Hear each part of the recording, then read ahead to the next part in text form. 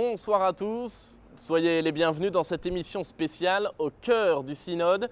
La troisième assemblée générale extraordinaire des évêques sur la famille s'est ouverte aujourd'hui au Vatican. Cet après-midi, une quinzaine de participants sont intervenus sur le thème de la communication de l'évangile de la famille. Mais la journée, elle a commencé par un message du pape aux 253 participants et puis également par une allocution du cardinal André XXIII, président délégué de ce synode. On fait le point donc sur ses premières interventions. Écoutez. Ce lundi matin, en ouverture du synode sur la famille, c'est d'abord le cardinal André XXIII qui a pris la parole. Au nom de tous les participants, il a présenté au Saint-Père sa reconnaissance pour cette session extraordinaire, convoquée un an avant l'ouverture de la session ordinaire. Cette pratique en 2 étapes permet d'augmenter, dit-il, le temps et les moyens de partage pour un travail progressif. Nous ne sommes pas bousculés par l'urgence de résoudre des problèmes graves en 2 semaines. Au contraire, ajoute l'archevêque de Paris, nous sommes invités à approfondir les résultats de cette première session en les partageant avec nos conférences épiscopales. La famille, poursuit Monseigneur XXIII, est l'un des éléments constitutifs de la nouvelle évangélisation dans laquelle notre Église voit se renouveler sa mission. L'accueil très favorable réservé aux questionnaires préparatoires et les réponses qui ont suivi montrent combien l'avenir des familles est au cœur des préoccupations de nos contemporains. Que le travail de cette session soit conduit par l'Esprit Saint et qu'il fasse progresser toute l'Église dans sa mission, dit-il avant de conclure, que notre participation corresponde à vos attentes et à l'attente des hommes.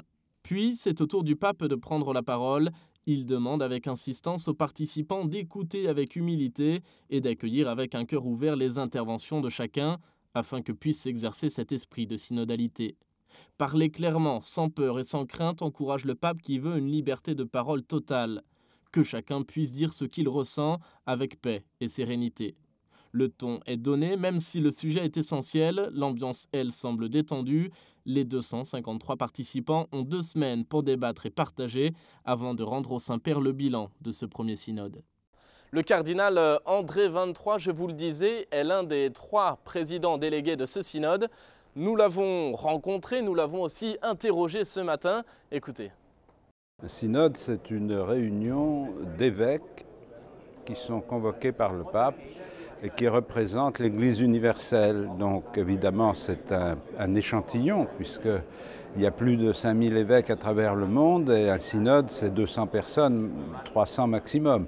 Mais en l'occurrence, un synode extraordinaire réunit les présidents des conférences épiscopales de chaque pays et les patriarches et les présidents des synodes orientaux aussi, évidemment. Et puis le pape nomme un certain nombre de personnes qu'il choisit en plus. Là, je crois qu'il en a nommé une dizaine.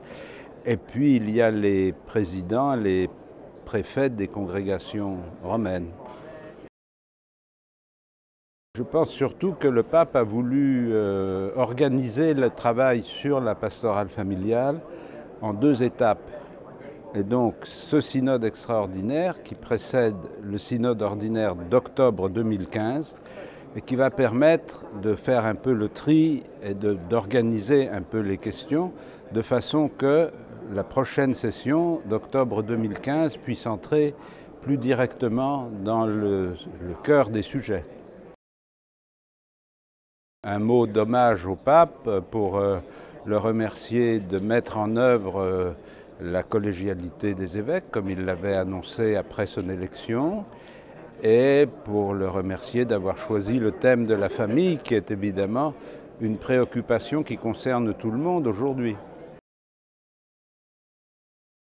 Il les a invités surtout à parler librement, c'est-à-dire que le synode ne peut progresser, ne peut accomplir son travail que si les membres du synode s'expriment clairement et de façon sans contrainte, sans peur. Et pour qu'ils puissent parler sans peur, il faut qu'ils soient assurés qu'ils seront écoutés avec respect et intérêt. Donc c'est une double mission, à la fois de dire ce que l'on pense et d'accepter que les autres disent ce qu'ils pensent. On doit attendre déjà qu'elle soit mieux ajustée à un certain nombre de questions auxquelles les familles sont confrontées aujourd'hui et qu'elle puisse mieux accomplir sa mission pastorale auprès d'elle. Voilà, et je vous rappelle que vous pouvez suivre l'avancée des travaux de ce synode. C'est à suivre évidemment sur Sel et Lumière. On se retrouve quotidiennement, je vous ferai vivre de l'intérieur ce synode. Je vous souhaite à tous une très belle fin de soirée. À demain.